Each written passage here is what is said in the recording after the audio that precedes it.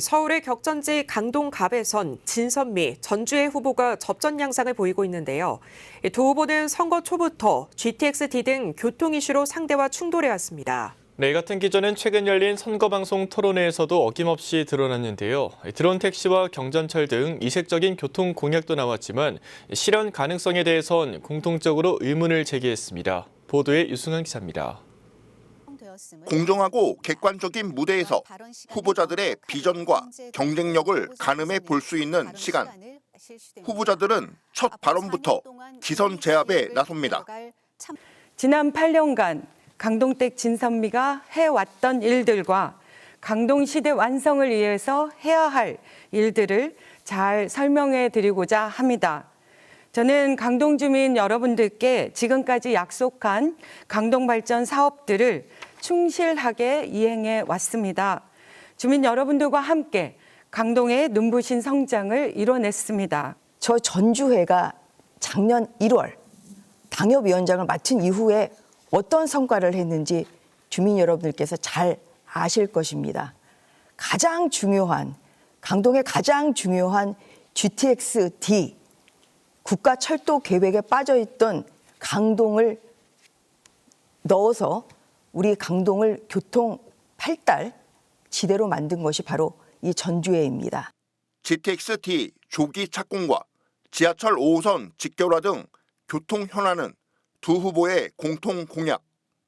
이 부분에 대해서도 치열한 공방이 오갑니다. 예, 다시 한번 그 신강일역이 왜 9호선 4단계에서 지금 공사하고 있는 9호선 4단계에서 왜 빠졌는지에 대해서 다시 한번 좀 여쭤보도록 하겠습니다. 애초에 국민의힘 전신인 그 직전에 구청장님들과 10년 전에 그 분들이 애초에 책임을 져야 되는 문제입니다. 왜냐하면 9호선 4단계 연장 문제가 여전히 예타가 부족했기 때문에 그래도 그 예타 부족하지만 추진을 하기 위해서 그 4호선 4차 연장 사업에 신강일역을 뺀 것이 애초에 그쪽에서 시작된 문제입니다. 세종포천 고속도로와 지하철 9호선 완공 지연도 쟁점으로 부각됐습니다. 두 개를 반대를 하시는 바람에 세종포천 고속도로와 또 완공 그리고 9호선 4단계가 지금 늦어지고 있는 이 부분에 대해서 책임이 없다고 할 수는 없습니다. 그래서 이건 말도 안 되는 얘기거든요. 실제로 우리가 그 세종 포천 고속도로를 막은 거예요. 그 지하철을 하려고. 그게 박근혜 정권 때 그게 제2경부선이라면서 네. 지하철과 상관없이 그것만 추진하려고 해서 문제가 된 겁니다. 팽팽한 설전은 고덕 비즈밸리 등 강동 경제벨트의 교통 대책에서도 이어졌습니다.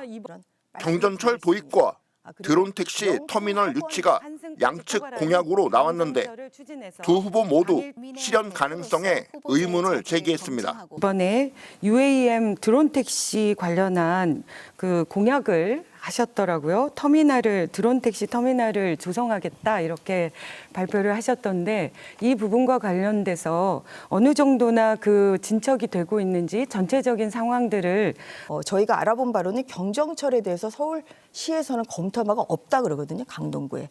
그래서 서울시와의 이거는 협의가 필요하기 때문에 이 부분에 대해서 어떤 구체적인 계획을 가지고 계시는지 또 어느 정도의 비용이 들 것인지에 대해서 말씀해 주시기 바랍니다. 네, 답변 잘 상대를 들었습니다. 압도하고 지금까지 주도권을 쥐기 위해 약 60분 동안 치열하게 전개된 강동갑 후보자 법정 토론회. 두 후보의 생생한 격전은 딜라이브 TV와 중앙선거방송 토론위원회 유튜브 채널에서 시청할 수 있습니다. 딜라이브 뉴스 유승환입니다.